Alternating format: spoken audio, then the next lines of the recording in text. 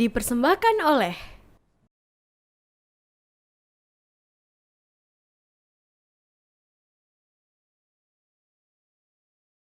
Assalamualaikum warahmatullahi wabarakatuh, pemirsa TVmu dimanapun Anda berada. Apa kabarnya nih? Mudah-mudahan pemirsa semuanya selalu dalam keadaan sehat walafiat dan juga bahagia selalu. Amin ya robbal alamin.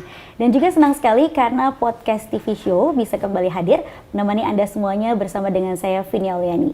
Dan kali ini kita hadir dalam tampilan yang berbeda nih pemirsa, yaitu kita saat ini berada di Perpustakaan lantai 2 dari Fakultas Kedokteran dan Kesehatan UMJ, di mana kali ini kita akan membahas tema mengenai stunting dan juga pencegahannya bersama dengan Kaprodi dari Sarjana Gizi UMJ, yaitu Ibu Dr. Sugiatmi SPMKM atau biasa disapa dengan Ibu Atmi yang saat ini sudah ada di samping saya nih. Assalamualaikum Ibu Atmi. Waalaikumsalam warahmatullahi wabarakatuh. Apa kabar Bu? Alhamdulillah sehat Mbak. Sehat, alhamdulillah Bu ya. Ini senang sekali Bu bisa berkunjung ke perpustakaan dari FKK UMJ ini ya Bu ya. Terima kasih. Segar sekali nih Bu tampilannya.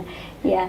Nah Bu Atmi, kita kali ini akan berbicara mengenai stunting dan juga pencegahannya, di mana saat ini memang stunting ini adalah isu nasional juga, program yang sedang digencarkan pemerintah tentunya untuk anak-anak, terutama anak-anak balita Indonesia yang sedang mengalami masa pertumbuhan gitu ya. Stunting ini kan adalah kekurangan gizi kronis ya Bu ya, yang juga bisa mengakibatkan anak menjadi pendek atau sangat pendek gitu. Nah ini sebenarnya definisi stunting lebih tepatnya itu seperti apa sih Bu? Ya. Baik Mbak Vini, terima kasih. Jadi yang dimaksud dengan stunting itu yaitu kondisi gagal tumbuh ya. Gagal tumbuh akibat dari kekurangan gizi secara kronis yang terjadi dalam jangka waktu yang lama dan disertai dengan adanya infeksi yang berulang serta kurangnya stimulus dari pihak keluarga. Yaitu kalau terjadi dalam jangka waktu yang lama itu yang mengakibatkan terjadinya stunting. Nah, stunting ini kemudian bagaimana kita bisa mengatakan bahwa anak itu stunting atau tidak, itu kita bisa lihat dari tinggi badannya. Tinggi badannya itu tidak sesuai dengan umur, jadi dikatakan pendek, ya pendek atau stunted gitu. Ya itu ada dari standar yang ditentukan oleh WHO gitu.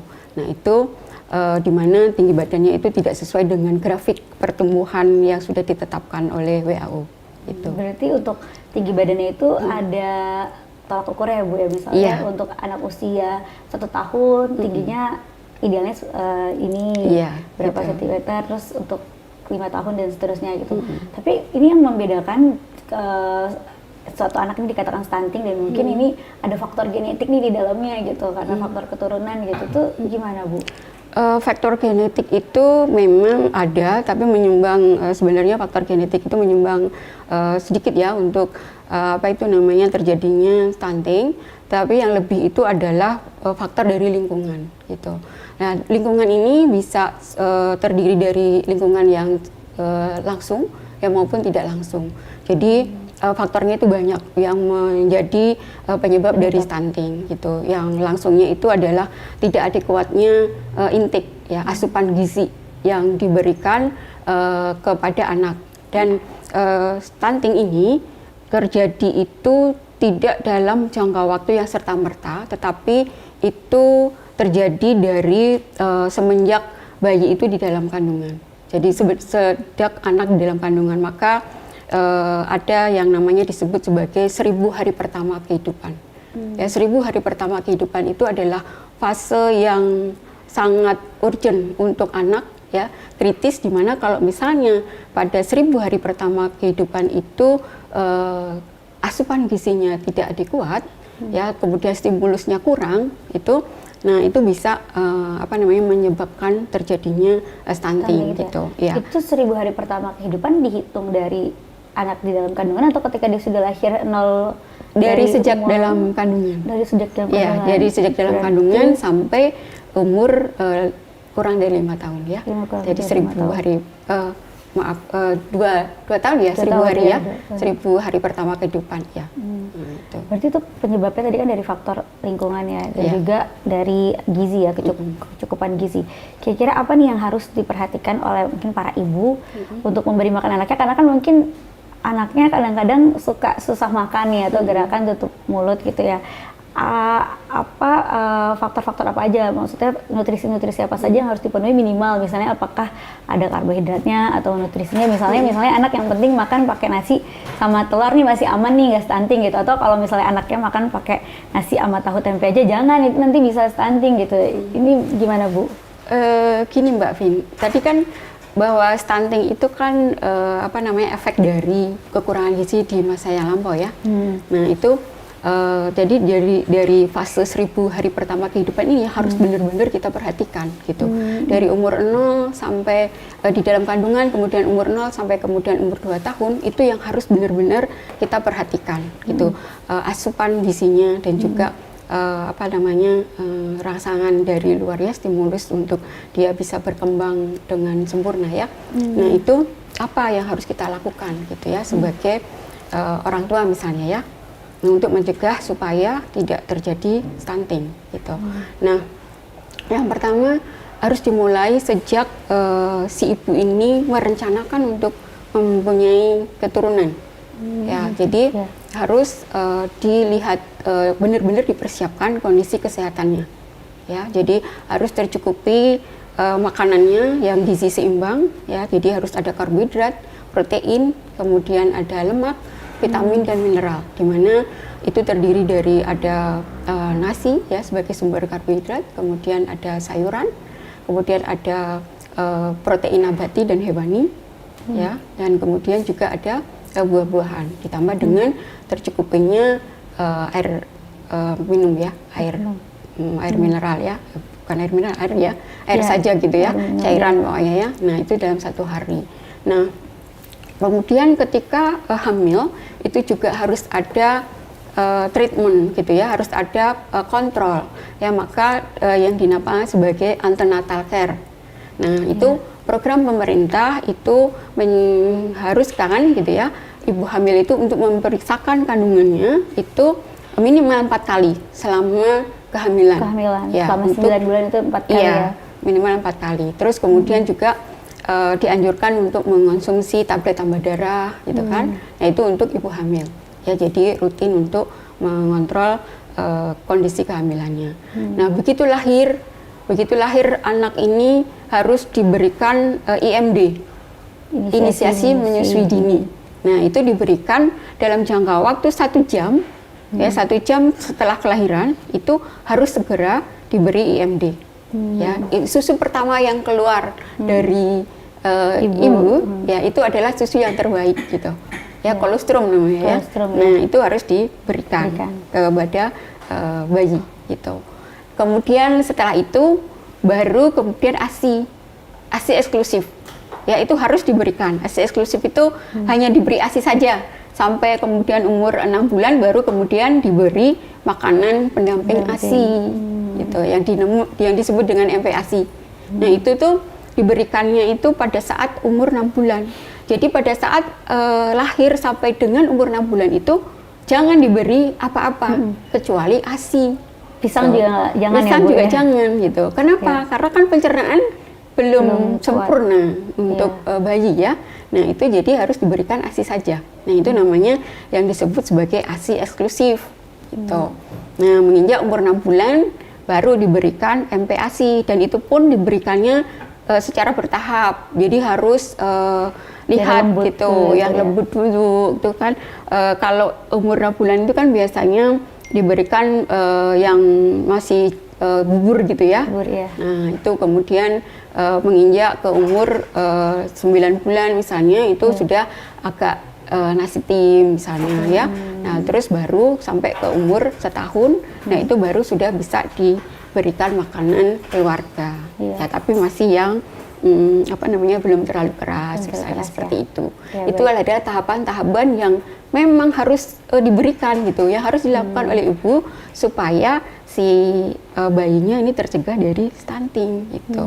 Nah selain itu tadi kan juga harus dilihat selain dari makanan ya, ini kemudian juga harus dilihat dari perilaku hidup bersih dan sehatnya. Ya, dari perilaku hidup bersih dan sehat itu harus dilihat gitu. Kalau misal cuci tangan sebelum makan atau atau setelah buang air besar, air kecil gitu ya. Nah itu harus dibiasakan. Kemudian gosok gigi gitu kan. Nah itu untuk balita misalnya umur sudah bisa berjalan gitu ya, itu sudah harus bisa dilatih kan untuk gosok gigi yang dengan menggunakan sikat gigi yang masih lunak gitu ya. Itu ada kan khusus ya sikat gigi untuk bayi, itu juga sudah harus perlu dilatih gitu. Kemudian untuk sanitasinya juga Bu, sanitasi harus diperhatikan.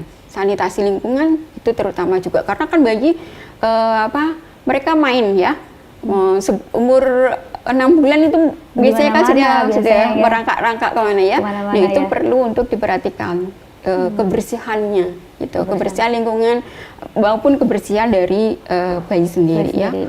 Iya, jadi ternyata stunting itu dipengaruhi oleh banyak faktor juga Bu ya penyebabnya. Selain dari kekurangan gizi kronis itu tadi, juga faktor tadi stimulus ternyata, dan juga faktor kebersihan lingkungan itu tadi. Nah, ini dampaknya apa nih? Seperti apa untuk seorang anak jika terkena stunting gitu? Tapi kita akan bahas nanti di segmen selanjutnya. Simpan dulu ya buat Mia. Dan juga pemirsa jangan kemana-mana, kita akan kembali sesaat lagi. Pemirsa, kembali lagi dalam podcast TV Show. Kita membahas mengenai stunting dan pencegahannya bersama dengan Ibu Atmi. Kita lanjutkan lagi Bu ya.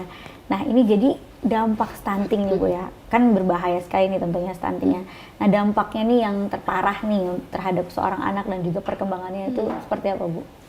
Baik, terima kasih Mbak Vini. Jadi memang stunting ini dampaknya sangat luas ya. Jadi pertama dari pertumbuhan anaknya ya, dari pertumbuhan anaknya itu terganggu, kemudian di anak yang stunting itu di dalam otak itu ya, sinap-sinap atau saraf-saraf di otaknya itu banyak yang kosong gitu ya. Jadi itu yang berdampak pada IQ-nya ya, jadi kecerdasan anaknya itu menjadi menurun, menjadi kurang ya. Nah itu yang pertama. Kemudian yang kedua, dampak dari stunting ini juga dengan kecerdasan yang menurun sehingga anak akan sulit nantinya untuk bisa mencapai prestasi di bidang akademik ya. Nah dampak dari pencapaian prestasi yang rendah ini itu juga akan berdampak pada perolehan pekerjaan yang baik gitu kan. Nah, perolehan pekerjaan yang baik itu kan nanti kan berdampak pada perolehan pendapatan. Betul. Ya, perolehan pendapatan kan. Nah, kalau anak yang stunting kemudian dia prestasinya menurun, terus kemudian juga dia tidak bisa memperoleh pekerjaan yang baik dan pendapatan yang bagus itu, sehingga ini akan berdampak pada cara atau akses dia untuk mendapatkan makanan yang bergizi. Nah, itu padahal makanan yang bergizi itu kan penting ya, sumber energi, sumber segala tenaga gitu kan. Nah, kemudian ada vitamin, mineral ya untuk metabolisme tubuh gitu kan, untuk supaya hidupnya sehat gitu kan, dan perkembangannya normal gitu. Berarti itu bisa menjadi lingkaran yang terus berkelanjutan ya, dari orang tua yang mungkin awalnya stunting, nanti bisa kalau tidak ditanggulangi dengan tepat, anaknya juga bisa stunting gitu.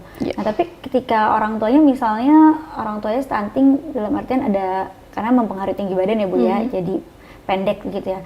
Nah nanti ketika anaknya itu dipengaruhi dan orang tuanya memutus mata rantai itu, anaknya itu dipengaruhi gizinya karena faktor genetiknya pendek, apakah anaknya tetap bisa tinggi? Karena kebutuhan gizinya itu tercukupi gitu. Iya, tadi kan iya. Jadi kalau faktor genetik itu kan sebenarnya sedikit aja ya berkontribusi gitu kan. Yang penting itu adalah lingkungannya tadi ya. Nah, bagaimana kita kemudian bisa memutus gitu kan. Sebenarnya untuk memutus ini bisa di tahapan mana saja itu bisa diputus gitu kan nah, tapi yang terpenting ini tadi dari saat persiapan untuk melahirkan generasi itu tadi, yaitu dari situ diputus gitu. Nah, sekarang ini kan usia untuk menikah itu juga menjadi salah satu faktor risiko untuk terjadinya stunting ya, karena menikah pada saat usia muda ya, misalnya di bawah 19 tahun misalnya ya. Nah, itu kan menjadi faktor risiko ya, karena kita ketahui dari WHO itu mencanangkan bahwa yang disebut dengan anak itu adalah usia 0 sampai 18 tahun. Nah, kalau pada saat usia kurang dari 18 tahun misalnya sudah menikah, nah ini kan berarti dia kalau misalnya hamil gitu ya, nah itu kan terjadi perebutan zat gizi ya. Di satu sisi si ibu ini dalam disebut sebagai anak, di mana dia masih mengalami proses pertumbuhan dan perkembangan, nah tetapi dia harus juga memikirkan ya untuk si janinnya gitu. Jadi otomatis zat gizinya akan terbagi gitu kan. Nah, ini juga berisiko untuk dilahirkan bayinya itu nanti berat lahir rendah. Ya, berat lahir rendah ini nanti risikonya ke stunting gitu. Begitu ya. Baik. Nah, Ibu, ini stunting ini kan juga dekat dengan standar taraf hidup yang rendah ya, Bu ya. Karena tadi perlu nutrisi yang cukup gitu, dan itu untuk memenuhi kebutuhan nutrisi yang cukup juga tentunya dibutuhkan kemampuan ekonomi yang layak gitu. Nah, ini jadi bagaimana kira-kira untuk penanggulangannya? Kalau untuk masalah ekonomi gitu ya. Dari ekonomi kebanyakan mungkin yang anak-anaknya ini terdampak stunting adalah dari kalangan ekonomi keluarga menengah ke bawah atau miskin gitu ya, Bu ya. Lalu penanggulangannya bagaimana, apakah dari program pemerintah atau seperti apa? Ya, terima kasih. Jadi memang pemerintah itu sebenarnya sudah ada program untuk penanggulangan stunting itu yang disebut dengan program sensitif. Program sensitif itu untuk mencegah terjadinya stunting melalui faktor-faktor yang tidak langsung, diantaranya tadi untuk menanggulangi kemiskinan gitu, dengan misalnya pemberdayaan masyarakat ya, supaya mereka bisa berdaya, bisa mandiri dengan kalau program pemerintah pemberdayaan masyarakat itu seperti misalnya padat karya seperti itu misalnya, kemudian penciptaan lapangan kerja oleh pemerintah, itu sebenarnya adalah salah satu program yang bisa dilakukan ya untuk mencegah terjadinya stunting. Gitu. Baik. Lalu kaitannya dengan fakultas dari gizi ini sendiri juga di UMJ, apa ada program-program juga yang digelontorkan gitu untuk menemukan atau memberikan solusi terhadap permasalahan stunting ini, Bu? Ya, baik, terima kasih. Kaitan dengan program studi gizi. Nah, program studi gizi ini kan kami mempunyai keunggulan itu di bidang gizi perkotaan, gitu. Nah, di bidang gizi perkotaan, di mana kenapa kita mengambil bidang gizi perkotaan, karena masalah gizi di perkotaan itu sangat kompleks ya, tidak hanya stunting gitu ya, tetapi ada masalah gizi lebih juga. Gizi lebih itu seperti obesitas gitu ya, dan kemudian juga ke depan ini perkembangan dari penyakit tidak menular ya, seperti ada penyakit jantung, hipertensi, diabetes, itu kan juga semakin meningkat gitu ya. Nah, kemudian masyarakat di perkotaan ini kan adalah masyarakat industri ya, orang yang bekerja, pulang kerja, kemudian banyak waktunya di tempat kerja gitu ya. Nah, makannya juga tidak teratur. Ya, dan makannya juga mungkin tidak teratur gitu kan. Nah, itu juga memicu salah satu masalah gizi yang bisa terjadi. Nah, program gizi ini kemudian nanti akan melahirkan ahli gizi yang disebut dengan nutrisionis itu. Nah, mereka nanti mempunyai keahlian di 3 ranah gitu ya, di gizi masyarakat, kemudian di mana bergerak di masyarakat, kemudian ada di food service ya, di pelayanan pemberian makan, kemudian ada di gizi dietetik, di mana memberikan pelayanan pada pasien-pasien di rumah sakit, bekerja sama dengan dietetik. Ya, itu. Jadi dietetik. 3 ranah itu adalah kompetensi yang harus dimiliki ya oleh ahli gizi dari FKK UMJ. Nah, program-program yang kita lakukan, kegiatannya ini kan kalau di pendidikan ini adalah di Tridharma ya. Kalau di UMJ Catur Dharma gitu ya, diintegrasikan dengan nilai-nilai keislaman dan kemuhammadian. Nah, salah satunya adalah di bidang pengabdian masyarakat dan juga di penelitian. Nah, di bidang pengabdian masyarakat itu kita ada pengabdian ke sekolah-sekolah dengan memberikan edukasi ya ke anak-anak sekolah, ya bagaimana mereka harus belajar untuk perilaku hidup bersih dan sehat, gitu kan. Terus kemudian juga memilih makanan jajanan yang sehat, gitu. Nah itu ada di pengabdian masyarakat yang kita lakukan. Kemudian juga ada penelitian itu dari dosen-dosen gizi, ya itu juga melakukan penelitian dan ada yang mendapatkan hibah ya dari Dikti itu.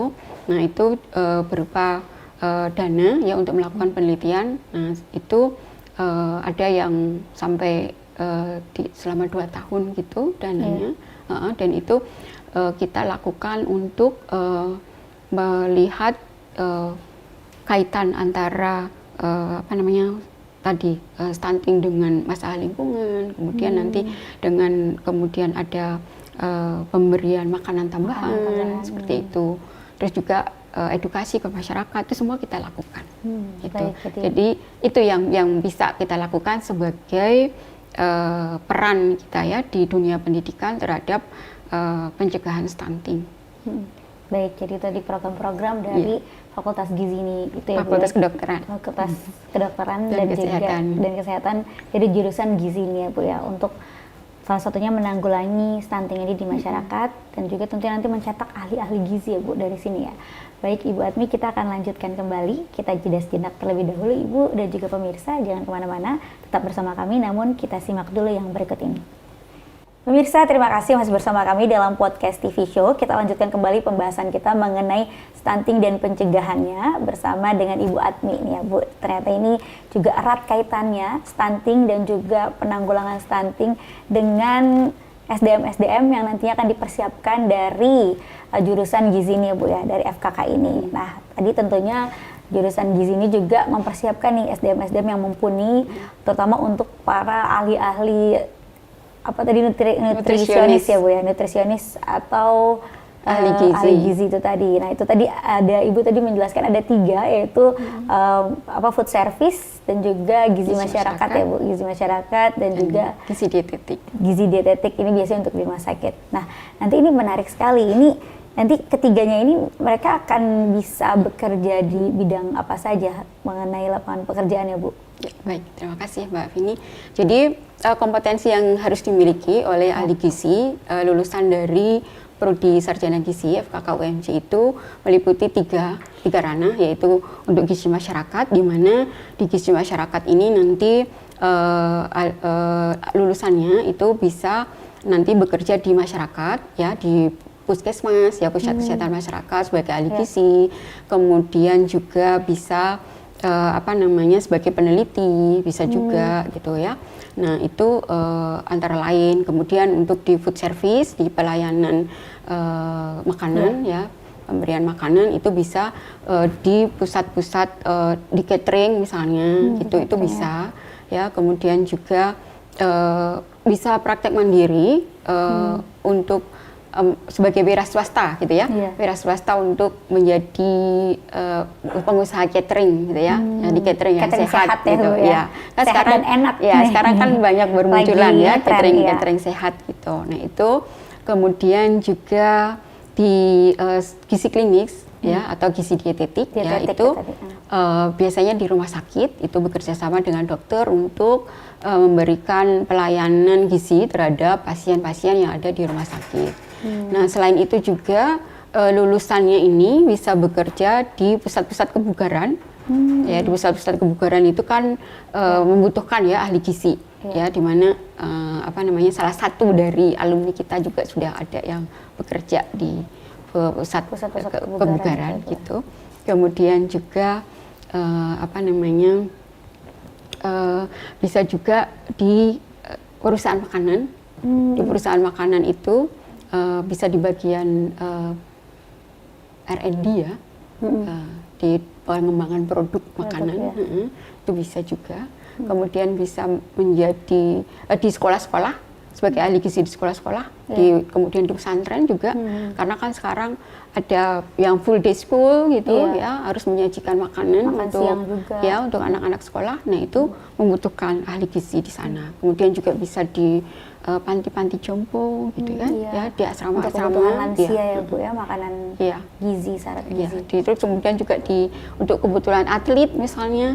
Nah, itu kan juga. Karena itu asupannya juga berbeda ya, proteinnya lebih tinggi. Iya, nah itu. Jadi lapangan pekerjaan luas. Kemudian bisa juga di apa itu namanya NGO, LSM, ya. Nah itu bisa juga.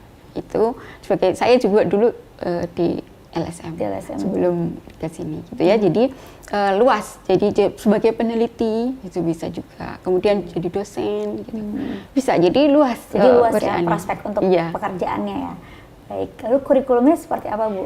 Nah, kurikulumnya ini kita ketika mengambil untuk di jurusan gizi ini dan menjadi ahli gizi, berarti nanti sudah bisa langsung bekerja atau mungkin ada harus mengambil lagi lanjutan seperti itu atau bagaimana? Terima kasih. Jadi ketika kurikulum yang kita susun itu kita mengacu kepada asosiasi. Jadi ada Asosiasi Institusi Pendidikan Gizi Seluruh Indonesia, nah AIPGI. Nah itu kita mengacu ke sana kurikulumnya. Kemudian juga dari Dikti ya, dari Dikti kita pasti mengacu ke sana. Ya, jadi kurikulum itu kita desain ya berdasar pada asosiasi juga. Jadi tidak berdiri sendiri gitu. Nah, apa yang kemudian kita berikan itu ada mata kuliah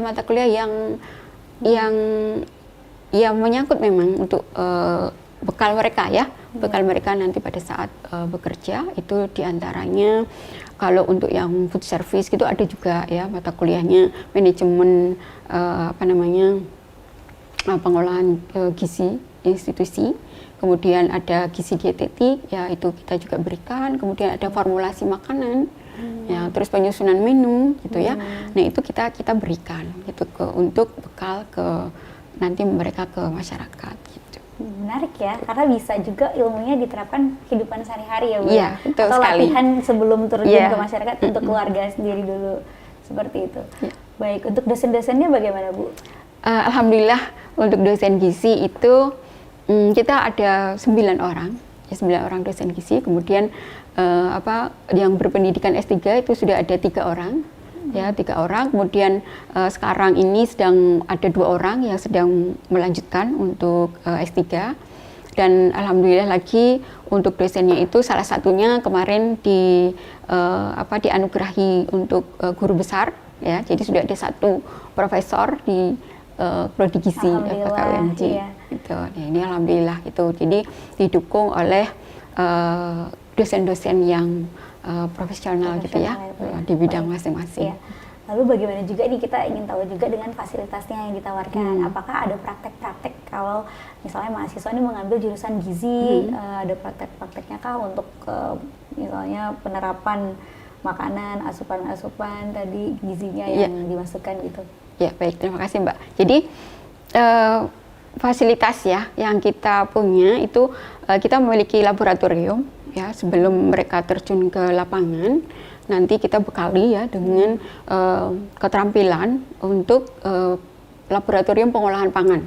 Laboratorium pengolahan pangan, kemudian ada laboratorium kulineri di mana di situ mahasiswa berpraktek untuk mengolah makanan yang sesuai ya dengan standar kesehatan, kemudian juga nanti menyajikan menu yang sesuai juga ya, menu yang sudah misalnya kalau belajar tentang gizi dan penyakit atau gizi dietetik gitu ya, gizi dietetik untuk penyakit tidak menular gitu ya, misalnya untuk DM misalnya diabetes mellitus. Nah itu makanan apa yang harus disajikan, menunya seperti apa. Nah itu kita ajarkan di sana.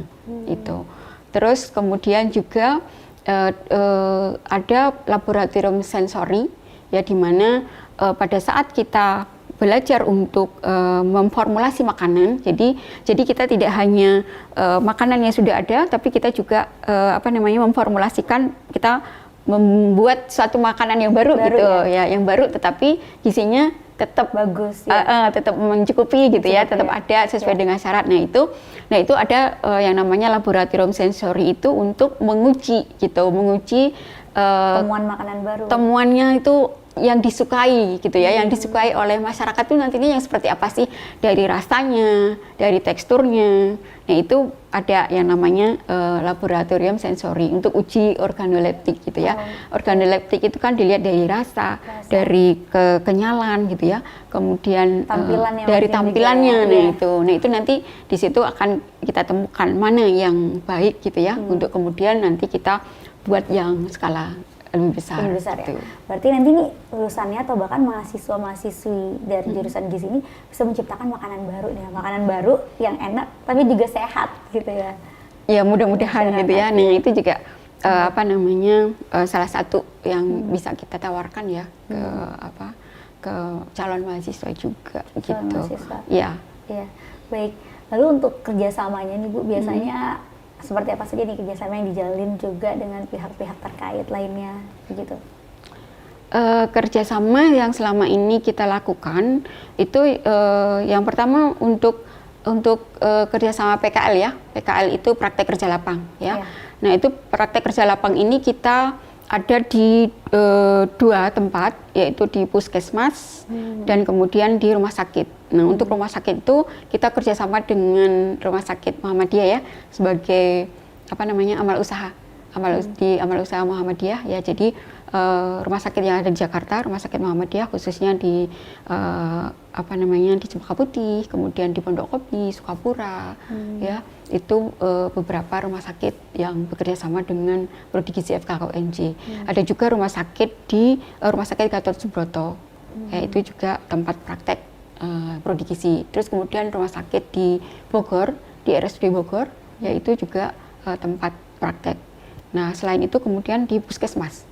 Puskesmas itu puskesmas di Jakarta Pusat, ya itu semua kerjasama dengan kita. Karena ini untuk memenuhi tadi kompetensi yang di 3 ranah tadi, gizi masyarakat, gizi food service, dan gizi dietetik.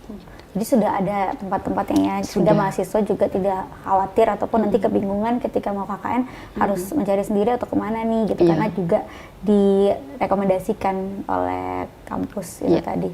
Ya, baik Ibu Atmi, kita akan kembali membahas hal lainnya ini mengenai stunting dan juga kaitannya dengan prodi program studi sarjana gizi ini. Namun kita jeda sejenak, kita simak dulu pemirsa yang mau lewat berikut ini. Pemirsa, kembali lagi dalam podcast TV Show, masih bersama dengan Ibu Atmi, Kaprodi dari Sarjana Gizi, ya Bu ya. Nah Ibu, ini kita lanjutkan kembali, ternyata menarik sekali belajar tentang gizi dan juga menjadi seorang nutrisionis ya Bu ya, ahli gizi, di mana salah satunya bahkan bisa mencegah stunting ya Bu ya, minimal untuk keluarga sebelum nanti terjun ke masyarakat. Nah juga dari dari jurusan gizi ini sendiri yang tergabung juga merupakan bagian dari Fakultas Kedokteran ya Bu ya. Ini jaringan dengan alumni ini seperti apa Bu? Ya, baik, terima kasih Mbak. Jadi kalau dengan alumni itu ada himpunan ya, himpunan alumni untuk prodi gizi sendiri ya, alumni dari gizi sendiri. Nah itu sudah dibentuk ya, jadi nanti akan selalu berkolaborasi ya dengan prodi sendiri dan juga dengan himpunan mahasiswa gizi yang masih ada gitu ya. Nah itu untuk memberikan informasi-informasi ya terkait dengan kehidupan alumni itu seperti apa. Nah itu nanti akan dilakukan di yang mendatang ini gitu. Baik, lalu prestasi-prestasi dari mahasiswa dan mahasiswi jurusan gizi ini seperti apa aja tuh Bu? Ya, baik, terima kasih. Jadi prestasi ini alhamdulillah dari sejak berdiri itu prodi gizi itu mahasiswanya sudah berprestasi. Jadi menang sebagai mahasiswa berprestasi dari Pilmapres, pemilihan mahasiswa berprestasi itu ada, kemudian mendapatkan juara ya. Kemudian juga tampilan prodi gizi mahasiswa-mahasiswanya di kancah internasional, yaitu di ASEAN Congress of Nutrition, waktu itu ada di Bali tahun 2019. Lalu yang terakhir kemarin itu di International Symposium of Nutrition and Food. Nah, itu di Bogor kemarin juga menampilkan tarian gitu ya, sehingga ini untuk mengenalkan ya supaya prodi gizi FKUMJ ini dikenal secara luas gitu ya, baik di nasional maupun internasional. Itu kemudian juga mahasiswa gizi ini memenangkan ya beberapa lomba di tingkat universitas juga, dan internasional juga ada. Internasional waktu itu lomba tapak suci itu menjadi juara. Kemudian juga di tingkat nasional itu atau di tingkat UMJ ya kemarin itu juga ada lomba tari, kemudian ada lomba memperingati Hari Kartini, juga ada lomba poster, memenangkan poster kemerdekaan Indonesia di tengah pandemi ya, waktu itu juga sempat menang ya. Terus udah ada juga yang batik ya, mendesain batik itu juga menang gitu ya. Jadi banyak, dan alhamdulillah prodi gizi FKUMJ ini sudah mendapatkan akreditasi B ya, walaupun prodi baru gitu ya, tapi ya, alhamdulillah sudah bisa mendapatkan mendapatkan akreditasi B. Nah, mudah-mudahan untuk yang akan datang ini bisa menjadi unggul gitu. Mohon doanya semua ini. Amin. Ya, siap Ibu. Siap. Buat Bu, untuk program eksternal Ibu juga seperti apa nih kerjasama yang dijalankan, dan juga terkait dengan magang? Apakah tadi kan ada kuliah kerja nyata, apakah juga ada program magang untuk mahasiswa di mana mereka bisa memilih antara KKN atau magang, atau bagaimana ini programnya? Ya, jadi untuk KKN memang mata kuliah wajib ya, untuk di prodi gizi itu KKN mata kuliah wajib, dan untuk saat ini ada sekitar 44 yang sedang mengikuti KKN di universitas ya. Nah, itu karena kita terintegrasi dengan universitas untuk KKN-nya. Dan kemudian ada 2 orang yang mengikuti KKN internasional dan ditempatkan di Thailand ya, di Thailand 2 orang gitu, dan akan berangkat nanti sekitar tanggal 7 atau tanggal 5 gitu ya. Jadi kalau KKN ini wajib ya Bu ya? Iya, wajib. Bisa dialihkan ke program magang, atau untuk magang dibebaskan di luar dari mata kuliah itu? Magang tadi sudah ada ya, untuk yang PKL itu kan magang. Jadi mereka yang PKL tadi Mbak, jadi PKL itu praktek kerja lapang. Itu istilahnya kalau di prodi gizi itu PKL. Nah, kalau di tempat lain mungkin istilahnya magang gitu ya. Sama, ya, jadi itu di rumah sakit itu selama sekitar 1 bulan gitu. Itu di semester berapa biasanya? Itu di semester 7. Semester 7. Ya, nanti yang akan datang ini, nah itu mereka setelah dari KKN itu mereka akan semester 7 juga ya, atau semester 6? KKN itu di semester 7 nanti. Semester 7, ya. Dan itu setelah dari KKN mereka akan langsung masuk untuk PKL atau magang di rumah sakit dan di puskesmas. Baik ya. Lalu rencananya ini ke depannya nanti program-program seperti apa lagi yang akan dijalankan ataupun juga digelontorkan dari fakultas dari jurusan gizi ini? Program yang akan kita lakukan itu, nah dalam waktu dekat ini kami bekerja sama dengan Universitas Hamka ya, UHAMKA. Itu kami akan mengadakan webinar internasional itu dalam waktu dekat ini, dan ini sudah sedang dirancang dan sudah sekitar tanggal 12 nanti acaranya itu webinar internasional. Webinar internasional ya, dalam waktu dekat ini. Ya. Kerja sama eksternal tadi Bu? Untuk internal tadi dari rumah sakit Muhammadiyah terutama dengan pihak lainnya di non-Muhammadiyah? Non-Muhammadiyah itu kita dengan AIPGI gitu ya, dengan AIPGI itu Asosiasi Institusi Pendidikan Gizi Indonesia. Nah, itu kita mendapatkan grant dari sana untuk penelitian, ya, mendapatkan pendanaan untuk penelitian mahasiswa itu yang tadi untuk sosialisasi pemetaan pencegahan dan penurunan stunting tadi. Jadi kita dapat grant dari situ. Itu kemudian juga kita ini masuk dalam konsorsium Scaling Up Nutrition. Scaling Up Nutrition itu yang dibawahi oleh Bappenas. Nah, itu prodi gizi masuk di dalam konsorsium itu di akademia Jadi konsorsiumnya itu ada yang bagian akademia, kemudian ada yang dari NGO, kemudian ada yang dari pemerintahan. Nah, kita masuk di yang akademia. Nah, di situ kita adakan program-program apa gitu yang mungkin nanti bisa kita lakukan bersama gitu. Jadi setiap tahun itu ada progres yang harus kita berikan di kancah Sun Academia tadi. Oke, baik Bu Atmi, boleh juga memberikan kesimpulan ini terkait stunting dan juga pencegahannya untuk pemirsa TVMU, apa kira-kira yang harus diperhatikan ataupun juga dihindari untuk pencegahan stunting ini agar jangan sampai anak-anak kita nanti generasi mendatang ini terkena stunting, Bu. Silakan. Baik, terima kasih Mbak Vini. Jadi untuk pencegahan stunting ini sekali lagi bahwa stunting itu akan berdampak sangat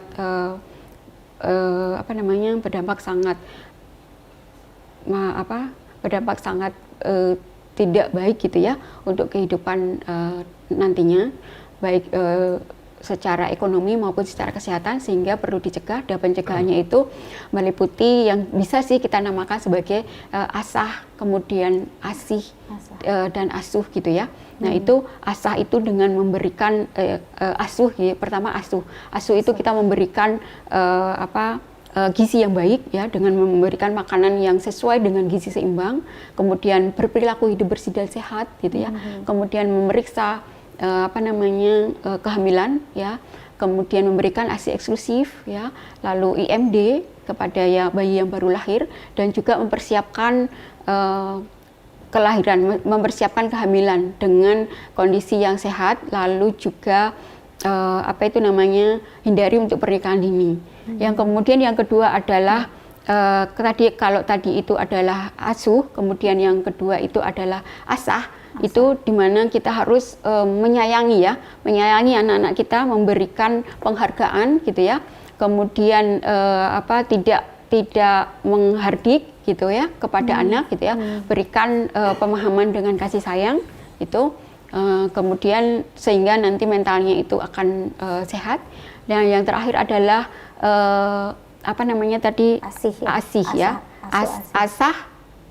asah, yang terakhir asah ya.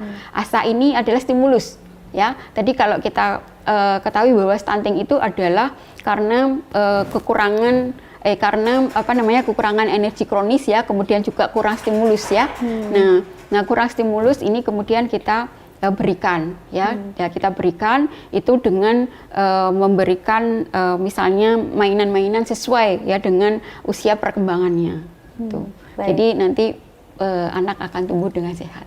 Baik, jadi ingat itu 3 poin penting tadi, asah, asih, asuh ya Bu ya.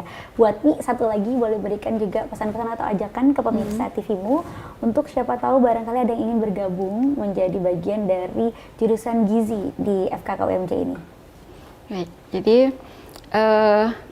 bagi semuanya saja, jadi misalnya untuk orang tua yang mempunyai anak yang sudah lulus SMA nantinya, dan juga remaja-remaja lulusan SMA, mari bergabung dengan Prodi Gizi FKK UMJ ya, di mana nanti di sini akan kita pelajari hal-hal yang menarik terkait dengan gizi dan kesehatan yang bisa kita aplikasikan baik untuk diri sendiri, kemudian untuk keluarga, dan juga untuk di masyarakat. Baik, terima kasih Ibu Atmi. Sehat selalu dan juga sukses selalu Ibu. Terima kasih Mbak Vini. Baik. Dan pemirsa TVMU dimanapun Anda berada, alhamdulillah tadi kita sudah mendengarkan penjelasan dan juga pemaparan dari Ibu Atmi mengenai stunting dan juga pencegahannya. Dan tidak terasa kita sudah sampai di penghujung acara ini. Saya Vini Oliani bersama dengan Ibu Atmi, juga seluruh kerabat kerja yang bertugas, kami mohon pamit undur diri dulu pemirsa. Sampai jumpa di lain kesempatan. Wassalamualaikum warahmatullahi wabarakatuh.